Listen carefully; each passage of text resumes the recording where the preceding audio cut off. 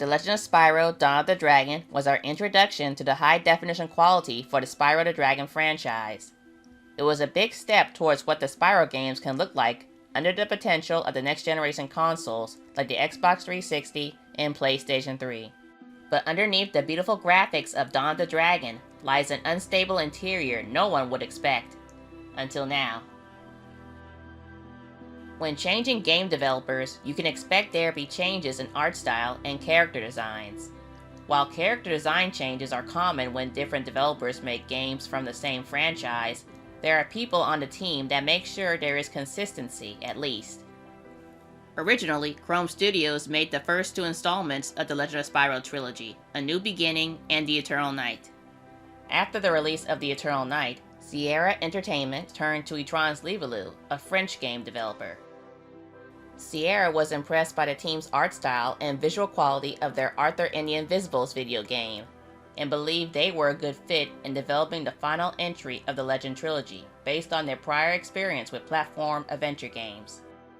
Little did Sierra know was that there were issues lying underneath all those pretty graphics, which we would see in some form in the final product of The Legend of Spyro Dawn of the Dragon.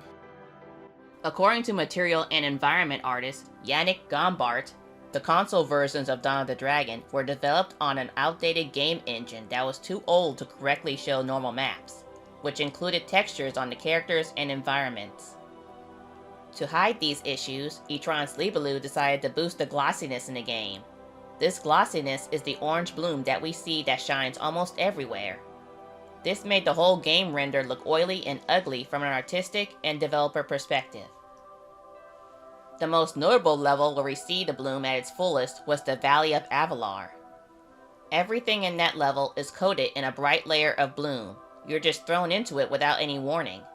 While some fans didn't mind the bright bloom, others got headaches just by looking at it. There's a difference between using the right amount of bloom and using too much of it. The mid-2000s was a time when game developers used bloom in almost everything. It was all the rage when it was first introduced. Some games had bloom used properly, others used too much of it.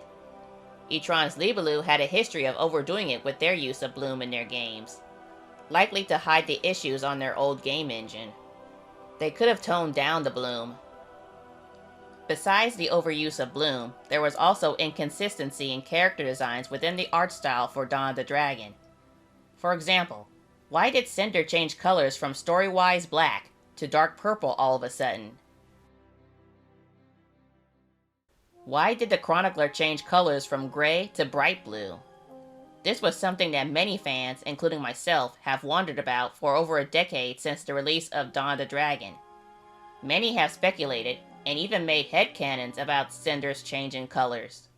Heck, her sudden dark purple scales goes against the important story detail in the trilogy about purple dragons, who are said to be born once every 10 generations.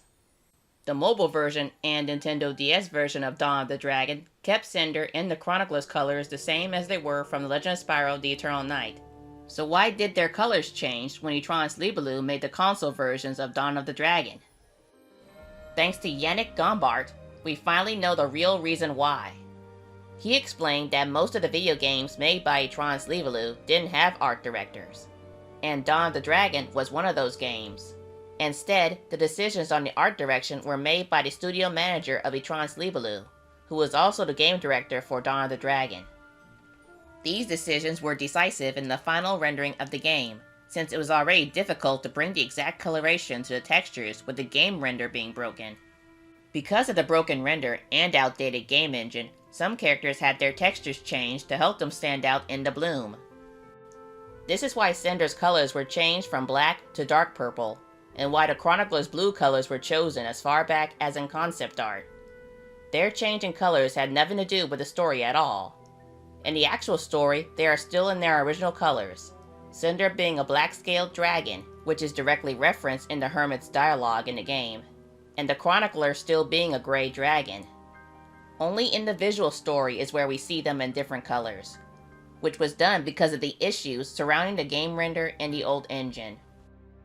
As a result of Cynder's change in colors, it's highly possible that it created the ripple effect where future counterparts of Cynder, notably in the Skylanders franchise, are portrayed having purple or violet colored scales. And Dawn of the Dragon is the most we ever saw of Cynder in the whole Legend story, where she is the second playable character in the game.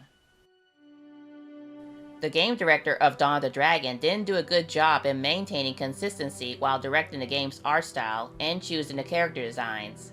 It feels like he just did it on a whim, or chose whatever looks best for him. I mean, how can you go from this to choosing this?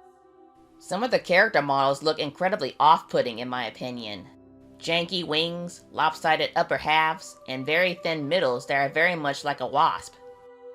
For gaming companies, you would need a leading team member with experience in the art field, an art director, to keep things consistent and at least have characters look somewhat similar to any previous designs they may have had.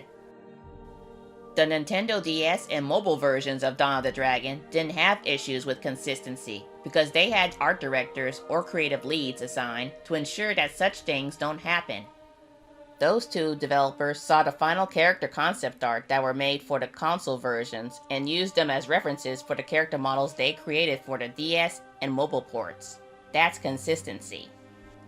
According to Yannick, there were also wrong technical choices in Dawn of the Dragon console versions that caused frustration and demotivation for the team.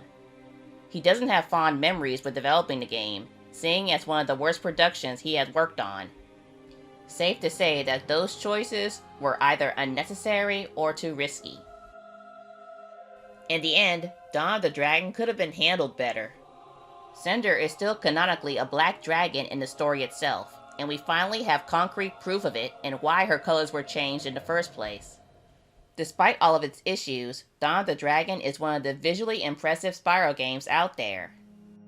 Etrance Libaloo and Sierra worked hard in getting out this entry as best as they could during the merger between Vivendi Games and Activision. Still, it could have been a whole lot worse. The outdated game engine could have crashed completely, delaying Dawn of the Dragon and causing Etrance Libaloo to lose their hard work. It would have been disastrous. A risky move to make games on an engine that is too old to handle all that hardware. I don't think Sierra knew of the issues until they were actually on board with Etrance Libaloo in developing Dawn of the Dragon.